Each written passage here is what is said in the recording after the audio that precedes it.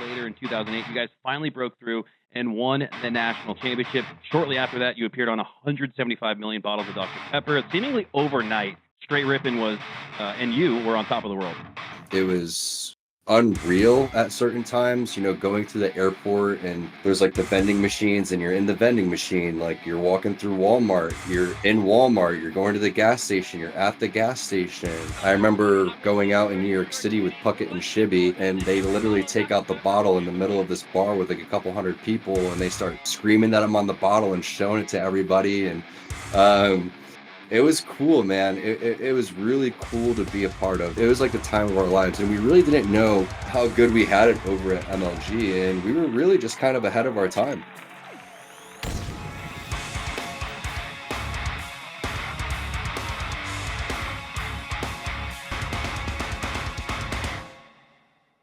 Welcome to the fourth episode of the Tide the Leader podcast. This is Eli the Ninja. I'm here with old man Makowski. Today we're joined with a Halo legend through and through, probably one of the most recognizable names across all of esports. Welcome to the podcast, Tom Tsquared Taylor. Wow, how am I going to live up to that hype right there? You got to be kidding me. What's up, guys? It's nice to be here, and I appreciate you guys. Thank you for having me. Yeah, and Hunter, I mean, obviously you're top of mind for us when it comes to guests in general because, I don't know, we used to compete against each other. We have similar origin stories. And obviously we got to link up recently at HCS Arlington, which was super cool to see you there. And you've actually casted with us on LVT. So it's really awesome to see you back in the scene and just kind of like working your way back into it. But throughout the podcast, we're going to try to keep it short and sweet for you guys. We're going to take a trip back in time down memory lane. I know, Hunter, you had some questions from the early days that you wanted to go ahead and tackle first. So what you got for us, Hunter? Yeah, I think we just start from the very beginning. And this was the beginning, it feels like, for gaming's entrance into the mainstream media, at least for sure. With MTV True Life, I Am a Pro Gamer. It was the first glimpse into what being a pro gamer was like. All these years later, Tom, what sticks out to you from that experience? And was there anything that happened behind the scenes that wasn't shown that maybe you wish was? Yeah, so first of all, I was 17 years old when that happened. And the way that kind of transpired was we were at MLG Houston 2005, and we randomly heard that MTV was going to be there doing kind of like a casting call. So they interviewed basically as many people as possible. I was teaming with, I think, Killer N, Zios, and Sergio or something like that. It was the Straight Rippin team. I believe we got second place that event. I can't remember the exact squad, but I think that was the squad. And this is back when, like, there was still Zanzibar one flag and dual wielding. So before, like, the actual update that ended up happening, like a couple events in, the noob combo was extremely powerful. So did the interview. I thought the interview went really well, and ended up finding out shortly after that they had chose me and two other people to be a part of MTV True Life. And then they started filming me almost immediately, and I thought it was going to be like this big whole camera crew, like 5 people, like someone fanning me, feeding me grapes, or I'd be like, like I thought it was going to be like this crazy glorious experience. It was actually just one dude who was the executive producer, editor, the whole shebang. He basically showed up with one camera, and it was pretty awesome to be a part of, and we had a lot of fun. I think one of the things for me that I started to realize, I was like, man, I'm a douchebag. So like I like sat there and I watched the event, and I was like, I act like an idiot, but I was 17 years old. We all were. Let's be fair. Yeah, one of the things to realize from the first thing that I realized, I want to talk about the bad before the good, was that it was heavily edited. They would basically take little clips of me saying things and splice them up with clips from 4 months later. They would take things and really edit it around to make it a lot more dramatic. They would make it seem like my girlfriend at the time was I would play for 8 hours and she'd just be sleeping behind me. That was not the case. Like, she took like a 30-minute nap, and they ended it like they made it in the MTV True Life show like that I sat there for 10 hours and ignored her. So it kind of opened my eyes to production. That's why I started to get into, being in front of the camera, being behind the camera. It really blew my mind. It opened up my eyes into how television is produced and commercials and things of that nature. The positives, also after that event, I felt a lot of pressure to perform, which was interesting. But a lot of the positives were, while it was happening, it was really cool if you were around at the time to know that MTV was walking around filming. And it was just something that you're like, whoa, like this is something that's about to blow up. You could kind of sense it, in the room, and it's like MTV's here. Like, there's like signs everywhere that if you walk inside, you're going to be filmed by MTV. So that was a really cool part. And then afterwards, just seeing, the amount of press and the amount of things that started to kind of open up. The next year we had the show on USA. Shortly after that, I was on G4. And I had that hosting job for about 6 to 8 years. I did a G4 TV icon show. I was on Attack of the Show. Olivia Munn tried to show me her tits live on camera for the Halo 3 special. She's like, "What if I do if I whip these out right now?" And I was That like, was live? "Yeah, that was live." And she's like, "What if I do if I whip these out right now?" I was like, "I'd most likely still focus on the game." And she was like, "What?" And I was like, I was locked in, bro. I was locked in. No way. Aren't we all, right?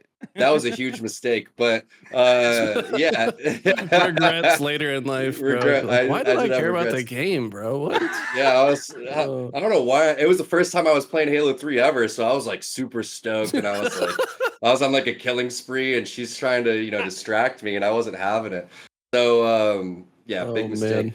But overall, man, it really kind of slingshotted a lot of, esports. And a lot of one of the things that I always tried to do was I tried to make it cool, because back then it wasn't considered cool, Right. like talking about being a gamer 20 years ago, 15 years ago, when I was in high school, it was considered nerdy, it was considered dorky.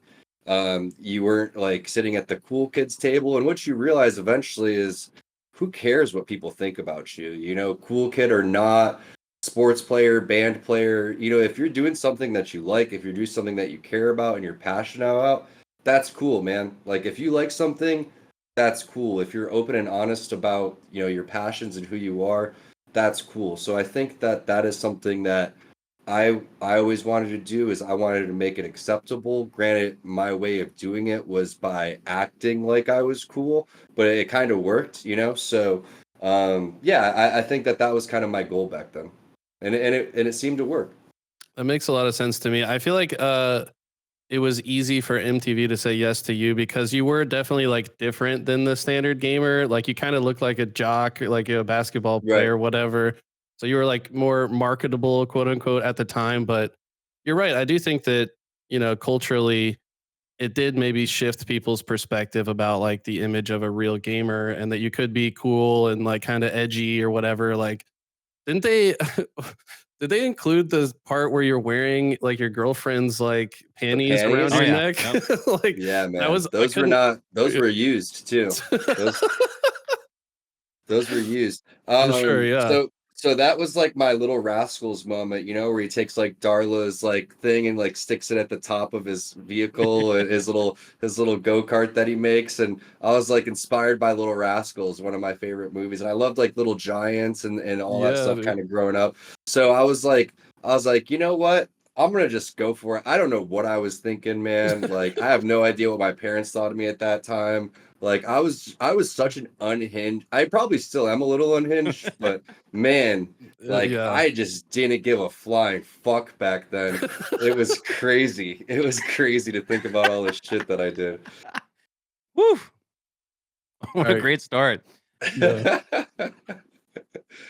Before this, Kills was asking me about like people that might have been controversial back then, and I was like, well, I mean, Tom was kind of controversial, but also like Gandhi and their interactions with one another, the trash talk, and you actually did kind of bring this up on LVT, that like the trash talk and that level of energy is kind of like a lost art. I never really talk trash. Yeah, I do talk trash a little bit. If they're talking, I try to make it even worse for them. Is Tsquared over there? I got presents for him. No. Just unloading on Tsquared with the needler. Walshy making a statement right there to Tsquared saying your team does not belong in this match against Final Boss. Yeah! I don't know. He's Tsquared still cannot unloading. feel very good about that. Look at his face. Squared, Hey, no. weren't you guys supposed to 3-0 us? Look at me. T2, look at me, please. T2, Tom, look at me. Don't look around. Gandhi, look at me. Gandhi, you suck. Do you feel like now that it's become more like standardized, like I feel like back in the day it was just the Wild West, like we just kind of did whatever and it wasn't really regulated, but now that there's like regulations, like you could be, it's almost like excessive celebration in the NFL, but like if you teabag or you're unsportsmanlike now, it's like frowned upon. But in a way, like I feel like us old school gamers kind of miss that, and it's still here to some degree. But talk us through that. Like, how do you feel about how things were with the trash talk back then, and maybe how does that compare today? Yeah, so I think that's one of the things that a lot of people resonated with Straight Rippin about. Like, everyone has their style, right? Like when the ogres and final boss would win, they weren't really like hyped up about it. Carbon, they got fired up at times, but you could tell like there was a lot of passion. And I'm not saying they weren't passionate. They just didn't show it as much. And maybe you want to call it showboating, whatever it is. None of that stuff was fake, man. We were, there was a time where we won game 5 50-49 against 5K, and I did a fucking lap around the main stage. Like I remember that. I got up and I ran in a circle. I had no idea what I was doing, but I was just stoked. So I got up, I ran in a circle, one time I ripped Snipe Down's hand off, and I think that's why we lost game 11. He was like, my hand hurt the next game because I high-fived him so hard, and I had no idea. So there wasn't really like main stages back then, right? It started because we never even had headphones, right? Straight Rippin was the first. Straight Rippin Carbon Final Boss were the first people to test the Astros, which were like airplane pilot headphones. They were huge. Like we really tested those out. So before, you could just talk shit. Like you could just be like, you suck, and like like Xylos versus Walshy, like all of these like really epic old school Halo videos. It's called Teamwork, Walshy, like all these type of things. It was great because you could just hear each other. Because in Halo 1, you didn't really communicate much. You were so locked in because you played 4-man split screen, and you could just see what was going on. When you're playing at that level, you don't have to call out. And you basically whisper stuff because you didn't want the other people to hear you. You had 4 people sitting here. You had 4 people sitting right there. So now things are a lot different. Everyone's like separated. Everyone's in their zone. And like you said, it's kind of like, the excessive celebration thing, but it's like, I see it in certain people. Spartan is someone that I think I brought up on broadcast. I saw the comeback 3-2 when Foe ended up beating Proton, and Woodham stands up and he's like, stoked, and he's hyped up. I see it in certain players.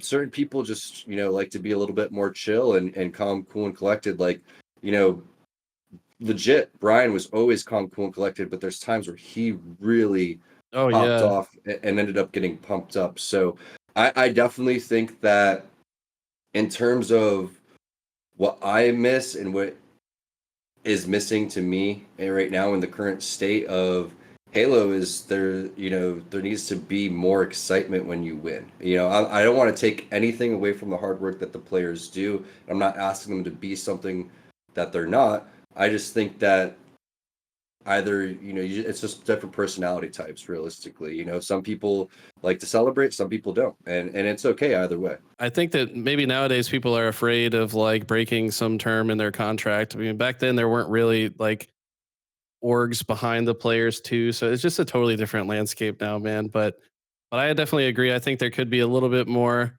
excitement. And when we saw Woodham hold up his keyboard, that was so epic to just be like, look, guys, I'm up here doing something that not a single other person is doing, and just kind of putting, and we I don't know if you saw the podcast, but we had him on, and he was like, yeah, I just kind of did it. I didn't plan on it. I just felt it in the moment. And I think that's the sign of like a really awesome player, to just be in the moment and just do what feels right. So Yeah. love that. All right. Speaking of props and maybe some premeditated trash talk, didn't Gandhi throw a toilet paper roll at you? He handed it to me, and then I tried to fight him afterwards. I was down to scrap back then. Like I didn't care, like I was really passionate about this stuff, and I think he handed it to me and then I threw it at him. I mean, man, I used to break controllers. I think they had me on the USA show, like slamming and breaking my controller backstage after losing. We've all seen it before, like, people like pound their desk or whatever it is. It's mainly because you're pissed that you didn't make the play that you wanted to. And you're like, I was that close, because there's such split second, decisions that need to be made, or so yeah, that ended up happening. We would go at it, but that's one of the things that I loved, those type of stories and that type of trash talk. And I ended up producing a segment for UGC for Gears of War that's called Trash Talking Gears of War. And man. if you guys get a chance to maybe play that, or give a little snippet of that, I can send it to you guys on YouTube so you have the link. But I do interviews with certain, players at the event, and they talk about trash talk, because Gears of War is still a game that has that trash talk inside of it. And that's how it used to be in Halo, and that's really been lost. The thing is what they talk about is like, there's a 30-second window to talk trash after the game, and after that you got to stop, right? Because there's a point where, like, we're all people, we're all here having fun. You don't want to get personal with people, you don't want to call people names, you're not making fun of how people look or anything like that. It's just like, you suck, you missed these shots, like, you're bad at the game, all that stuff, right? There's times where I said some stuff, when I was 16, 17, 18, that I wish I took back because I got too personal, right? So you have to, never take things on a personal level, but, being competitive, all that stuff, and everyone's still friends at the end of the day, right? So it's like, there's that 30-second window where you can pop off, say some stuff. And obviously, listen, if someone comes up to you and is like, I am uncomfortable, talking trash, you can either trash talk them more. If it's the finals, I'm gonna trash talk you more. Like we knew certain people, if we talked trash to them, that they would play worse. We knew certain people, if you talk trash to them, they'd play better. Like Snipe Down is someone you didn't really want to talk trash to, because he really would step up his game, right? Dude, Mad Snipe Down was one of the best players of all time, easily. and legit. Both those guys. Yeah, exactly. So you don't really want to talk trash, to certain people, but it's definitely a fun thing. The best way to kind of look at it from an outside perspective is, think of it almost like the WWE, where it's like, listen, everyone's friends and stuff like that. There's certain rivalries and real rivalries and whatever, but I would love for just to be more of the presentation of, celebration and trash talk and all of those things.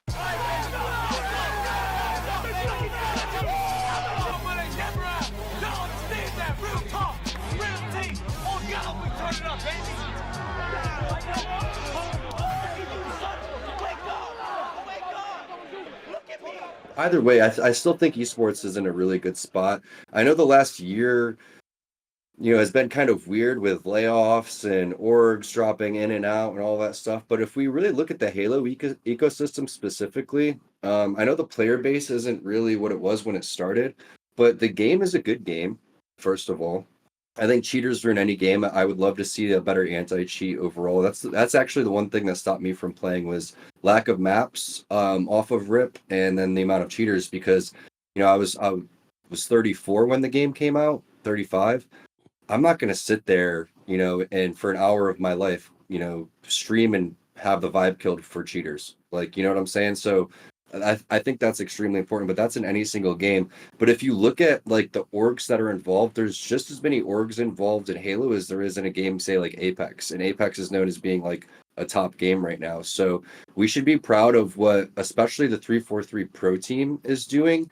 And the, from an org perspective, the return on investment that people are getting. There's a reason why Optic, FaZe, Space Station, Complexity, Shopify, Rebellion, there's a lot of teams still inside of Halo, because they are seeing the ecosystem that 343 and the Pro team is presenting. And if we continue to improve on that, Like Infinite was a great step forward. Like Halo 4 flopped, it sucked. They didn't have much going for it, right?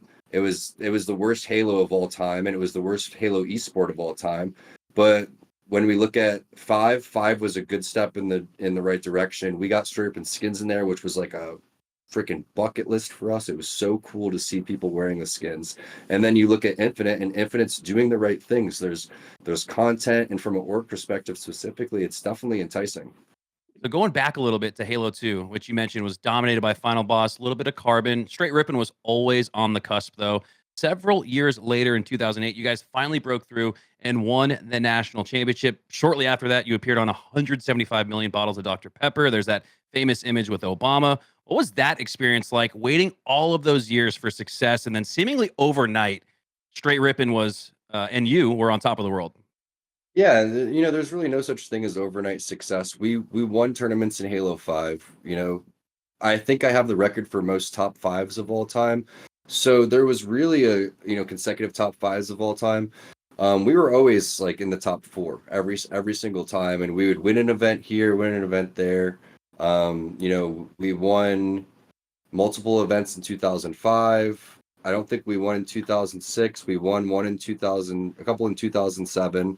And then in 2008 in Halo 3 is really when, we started to shine. It was wild. To answer your question, it was wild, but you're so in the moment, you don't really think about those things. And going back and reflecting all of that, it was an amazing time, man. Like it was like the time of our lives. And we really didn't know how good we had it over at MLG, and we were really just kind of ahead of our time. I wish that our team would have stayed together. I wish we never would have dropped Elamite. I think that was like a big mistake, and I highly recommend to any players in general, really try to stick with your teammates like as long as you can, man. Like even if there's just like miscommunication, people love to point fingers, but sticking together typically for the most part is always better than team changing, because it takes a while to like develop like relationships and partnerships and teamwork and things like that. And you have to restart every single time, so there's never like some sort of magic formula. You can't just like drop one player and replace the other player and something magic's going to happen. But it was great. It was awesome to be a part of.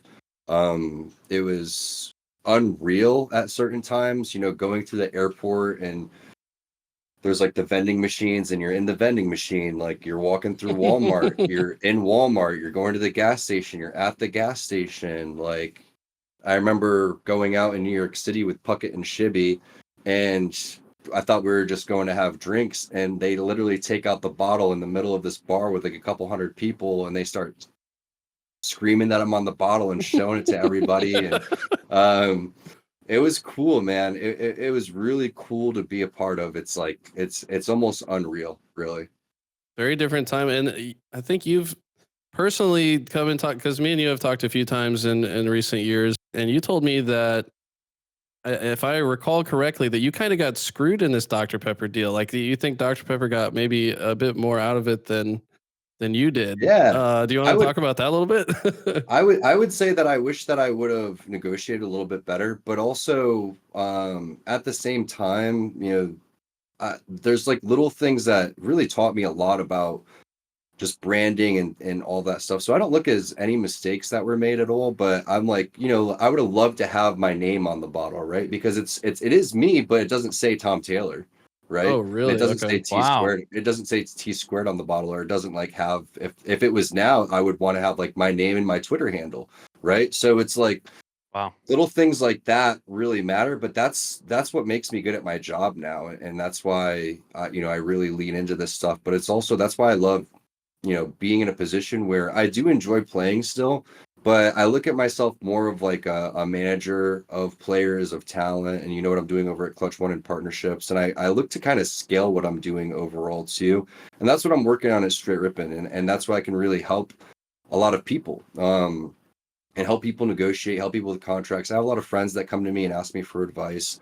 And I've been doing this for a while. So if I've learned anything, it's really just how to negotiate and how to maximize the opportunities that are coming to you. So I'm really grateful for all the experiences. Makes a lot of sense. Yeah, I can't think of anyone that would have more experience than you when it comes to like just navigating the landscape that is being a pro gamer. I mean, you've been at the top. You've seen you've probably seen some shady contracts, some actual good contracts that like actually value you, so for a young person coming up, I would definitely recommend they talk to you, be like, look, am I getting screwed in this deal, or like, is this a good Yeah, deal for me? And I tell people that a lot because there are a lot of orgs that like kind of show up and offer contracts to young talent, and the young talented player is often just excited to be signed at all, so they don't even read it. Right. So they just want to tweet the stupid gif of the signed contract, and that's Right. all they're thinking about without actually reading it. You know what I mean? It's like, Mhm. dude, you got to think about not only what they're getting out of like who's getting the better deal here. Like it should be a mutual agreement where you're getting value from the contract, and so are they, and make sure that it's not like an uneven exchange. So I think that it's important that you bring that up because I think that's a pretty common problem right now in esports. Actually, is just orgs kind of like undervaluing their players and players getting the screwed into the deal. It's either that or it's they're going to promise a bunch of stuff and not deliver. And G1's an example of that, but it's not just esports, it's probably all over the place, especially probably like the music industry and things of that nature. Yeah, And that's why when we talk about bringing Rippin back, we haven't done it, yet in terms of being up a pro team, but we want to make sure that we're able to have the complete support system and a strategy and a plan in place before. It's not about just giving a team a jersey and saying, go ahead, be on straight Rippin, let's go. There's so much work that comes in between to be able to set some stuff up like that. And, one of the things that is really important is being like, hey, and this is, we're talking to a team right now, and I'm like, listen, guys, like, I'm only going to pay you what I know I can pay you, right? And I'm not going to go and promise you stuff. And I did the same thing, Eli, when I talked to you about Clutch One. And granted, it's still an up and coming company and things like that. But the worst thing you can do is overpromise and underdeliver, right? So you want to just be like, hey, like, this is where I'm at. I know I can afford this, and this is the business model, and just be extremely transparent, with people, and try to just not fuck over people. Just don't be an asshole, like it's really not that hard. But when it comes to business, people are like, business is business, blah blah blah. It's like, I really don't believe in that. That's not how I operate, and I don't think that's a good key to success. So it's definitely, it's not just esports, it's really everywhere. But I look at a game like Fortnite and I wonder how many of these young guys that are making tons of money are getting stripped of their prize money, right? Like 20, 30, maybe they're getting 50% of it taken, and that, like you said, they just are stoked to sign some stuff. And the problem with esports is that everyone, in order to be at the top, you have to play so much that you don't care about anything. You're just down to trust some people, and you're like, sure, whatever you say, I'll sign because I need to game and I need to practice, and I'm really locked in right now. And a lot of people don't have guidance and help. If I had any, wish in terms of, I wish I had a little bit of help growing up, in the industry. And that's why I'm down to, lead a hand in certain things. And that's why I think being an org owner is something that's really special for me. I think, the positions that I take in the future for esports, this is kind of the role that I want to be in. And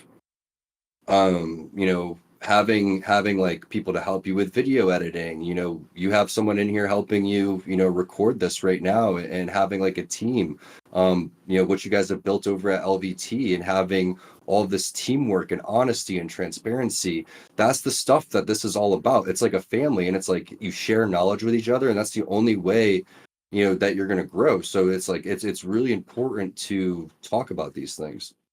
Yeah, Eli and I are very lucky that we found our gaming family. It feels like in LBT. Those guys are all the goats and legends. I watched, speaking of great content, I watched a recent Halo documentary about the history of EU Halo. And in it, the Buck twins mentioned that you were the first NA pro to invite them to land against NA competition, which seemed like a watershed moment in EU Halo history. What was your thought process behind inviting over the Buck twins? Previously, EU was like a ghost town. It was an unknown kind of unknown factor in HCS, or I guess MLG competition at the time. Why did you invite the Buck twins, and what was that experience like landing against EU for the first time ever as an NA competitor? So I don't know if they mentioned this in the story. I haven't seen that, but we had the Straight Rippin house in Orlando at the time. and we paid Lammy to answer the door butt naked with just a sock on his dick. Dude, So like, Lammy. $20 and a slice of Domino's pizza, or what was 100 what was the contract? $100 to Okay. answer the door butt ass with just a sock covering his junk, and he did it, man. He did it, and that was the first introduction to the house. They thought they were lost. They were like, whoa, and we're like, ah, we got you. Come on in, guys. So we used to have a lot of fun, man. Sorry, you guys weren't expecting that one, but yeah, you know, Yeah, they didn't talk about that. they didn't mention that. Maybe it's because, you know, I don't know. Blocked it That's out of their memory. It's a traumatic experience, Suppressed. dude. Probably no one should know that, but now you guys do. It's funny, so I figured I'd bring it up. But yeah, I mean, it was a cool experience. The Bucks have always been really talented, and I think that they were just getting in early or something like that. I never really thought much into it. I was just like, first of all, we were looking for land practice, so you know, it was probably more of a selfish reason than it was like, oh, let's help the international teams. It was probably like, we want practice and these guys are here right now. Let's practice, or let's practice against some competition and see how they are. So I don't think, you know, it was probably friendly to a certain extent, but it was more likely that we were looking for practice. And you know, it's awesome to hear that. And I love the EU Halo scene. I think that it has to be extremely hard to practice for them, and we're starting to see the EU Halo guys, you know, step up and have some good placements. We're seeing some love at the London event that's going to happen, and we had an EU team in Halo 5, and they were amazing, you know, to deal with and to work with. So they had great attitudes, they were really friendly, and I enjoyed every single aspect of it. But I'll have to check that out. That's cool that they said that. Shout out to the Bucks. I believe that's on Looney's channel. We'll probably link that in the description as well. Give you guys some links to some more great Halo content. But yeah, Tom, you would love to watch that, I think, especially with your firsthand experience of it. Yeah, I would be down for that. That sounds fun. I did want to bring this up just because it's kind of close to me and Makowski as well. But you were a part of that straight Rippin montage when you guys were on top of the world and winning everything. You guys then released probably the most insane Halo 3 montage of all time. I mean, there's more overkills on pro teams in that video, I think, than like any montage ever produced. And it's kind of an insane compilation of gameplay. One of the most viewed montages of all time, probably in what, 1.5 million territory. I think we're at 2 point something now, 2.5. That's insane. Yeah. So it's still to this day probably the most viewed Halo montage of all time. And back then, montages were like a commonplace thing and a primary means to provide content to your fans. But nowadays, that's not really the case. Do you feel like montages are a lost art, and should they come back? And what do you think is the reason that they're not so popular these days? I like montages a lot. I think that they're, you know, amazing. The thing about that was that we all saved our clips, and our editor Zola was amazing, right? He's doing stuff at a very like high professional level now, making a lot of money, you know, editing, and we had a lot of support on that video. The music, everything really came together. So that was definitely like, not to toot our own horn, but that was like a masterpiece, man. Like I could go back and watch that over and over again, and I remember the songs, and I remember the clips, and I could see like the Darrows opening and all that stuff. But yeah, I think it's a lost art. You know, the thing is that clips, I feel, are easier to get now. I feel like sniping isn't as easy as it used, or sniping's easier than it used to be. Like sniping in Halo 2 was extremely difficult. Sniping in Halo 3 was extremely difficult. Like these no scopes that you see now and the clips that you see now, I think that the skill, listen, Halo Infinite takes a lot of skill. I'm not taking anything away. Yeah, I think that, you know, people like Renegade, Lethal, etc. will beg to differ, and, you know, they're like, yeah, like whatever. But it's like the Halo 1 pistol, like, you know, the Halo 2 sniping, like these guns took more skill than any of the guns that are being used right now. And I know I played the first 4 months that I played Infinite, I played at an extremely high level. I knew I could have competed, and I didn't. So it's not like I am some old guy waving my fist at the sky. These are facts. And if we have to like put it to the test, we can put it to the test. But I just think that I don't know what it is about montages, why people don't do them continuously. But we've seen some good stuff. I think Frosty's had some cool montages, but you know, the level up these guys are playing right now, there should be more montages, man. Like these guys are nasty right now. There's so much talent out there. I love watching so many of these players play. And whether it's like you're on opposite teams and you have a friend you want to do a montage with, you want to do an individual montage, etc. To answer your question, though, I think that, again, it comes down to when you're competing, you're so locked in about your placement, and your placement is the only thing that matters, and blah, blah, blah. And people need more help to manage what they have going on outside of the game and making a marketing plan for themselves. So I just think that it's more about they're so locked in and worried about the next tournament, worried about keeping their team together and worrying about practicing, that they could care less about making a montage. And that's fair. I think that's fair. But, you know, if you're a video editor or if you're, you know, someone that is looking to, you know, make montages, I recommend trying to message these players and do whatever you can to gather some friends and maybe help them create it. You know, obviously charge for this thing, and could be an opportunity. Put together a plan with them and try to figure that type of stuff out, because I don't think that. I think that that's one of the reasons why we're not seeing it so much. And the person that facilitated our montage was Snipedown. That never would have happened if Snipedown wasn't like, listen, I got an editor. Let's all start gathering all of our clips and doing that. And it was his idea to do that. You know, we that would have never happened if it wasn't for him. Eric was definitely back in the Halo 2 days. I mean, he was telling me that he was watching like me and Makowski's montages in Halo 2 or whatever before he even went to a LAN. So it's cool that he wanted to make a montage. He probably had so many clips too, though. Like this guy, I remember when me and Gunshot were teaming with him, like before the first Halo 3 event, it felt like every single scrim this guy was hitting like multiple overkills. So that, and back then you could watch theater together. So he would be like, "Yo, check this out," just like invite us to his theater, and we would just, you know, watch back some of the games we played. So that makes a lot of. He's like, all these clips are taking up my hard drive space, man. Let's do something with these. Those guys are so much fun, man. Like it was such a group of characters. You know, Kyle, Elamite, and Brian and Eric. They were just so fun to be around, and Mason, all my teammates were, but those guys specifically, we had so many memories of getting clips, and just really, it's really a special moment. You know, that's really what it's all about, man, is making lifetime friends through this stuff. Absolutely, and you're definitely on that list of lifetime friends that I think I could say I've made over the years. And I know we both like went our separate ways for a long time, but then you come back, we still have that bond from old school Halo, and I feel like that's not something anybody can take from us. If you guys weren't around in the MLG days, you just don't really know what it was like. You had to be there. Yeah. All right, Formal.